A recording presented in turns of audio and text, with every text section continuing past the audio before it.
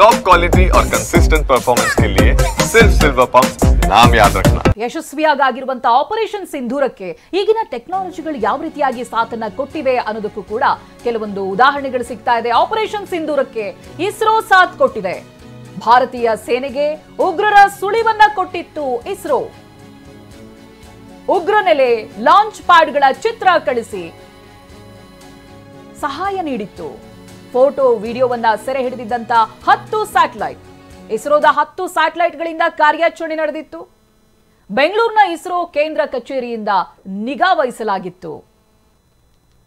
ನೋಡಿ, ಇಸ್ರೋ ಕಳಿಸಿರುವಂತಹ ಕೆಲವೊಂದು ಇಮೇಜಸ್ಗಳಿಂದ ಒಟ್ಟು 10 ಸ್ಯಾಟಲೈಟ್ ಫೋಟೋಗಳನ್ನ ಇಸ್ರೋ ಸೆರೆ ಹಿಡಿದಿತ್ತು। ಭಾರತೀಯ ಸೇನೆಗೆ ನೀಲನಕ್ಷೆಯನ್ನು ರವಾನಿಸಿತ್ತು ಇಸ್ರೋ। ಪಾಕ್ನ ಏರ್ ಡಿಫೆನ್ಸ್ ಆಕ್ಟಿವ್ ಆಗಿದ್ದವೋ ಇಲ್ವೋ, ಶತ್ರುಗಳ ಚಲನವಲನಗಳ ಬಗ್ಗೆ ಇಂಚಿಂಚು ಮಾಹಿತಿ ನೀಡಿತ್ತು। ಪಾಕಿಸ್ತಾನದ ಡ್ರೋನ್ ಹಾರಾಟದ ಬಗ್ಗೆ ಇಸ್ರೋ ಸುಳಿವನ್ನ ಕೊಟ್ಟಿತ್ತು। ಪಾಕ್ ಡ್ರೋನ್ ಕ್ಷಿಪಣಿ ಹೊಡೆದುರುಳಿಸೋದಕ್ಕೆ ಇದು ಕೂಡ ಸಹಾಯ ಆಗಿತ್ತು ಅಂತ। ಒಂದು ನಮ್ಮಲ್ಲಿರುವಂತಹ ಸ್ಟ್ರಾಂಗ್ ಮಲ್ಟಿಲೇಯರ್ ಡಿಫೆನ್ಸ್ ಸಿಸ್ಟಮ್, ಅದರ ಜೊತೆಗೆ ಇಸ್ರೋದ ಸುಳಿವು ಒಟ್ಟಾಗಿ ಆಪರೇಷನ್ ಸಿಂಧೂರನ್ನ ಸೂಪರ್ ಸಕ್ಸಸ್ ಮಾಡಿತ್ತು। ಪಾಕ್ನ ಏರ್ ಡಿಫೆನ್ಸ್ ಸಿಸ್ಟಮ್ಗಳು ಆಕ್ಟಿವ್ ಆಗಿದಾವ ಇಲ್ವಾ ಅನ್ನೋದ್ರ ಮಾಹಿತಿಗಳು ಸಿಗ್ತಾ ಇತ್ತು।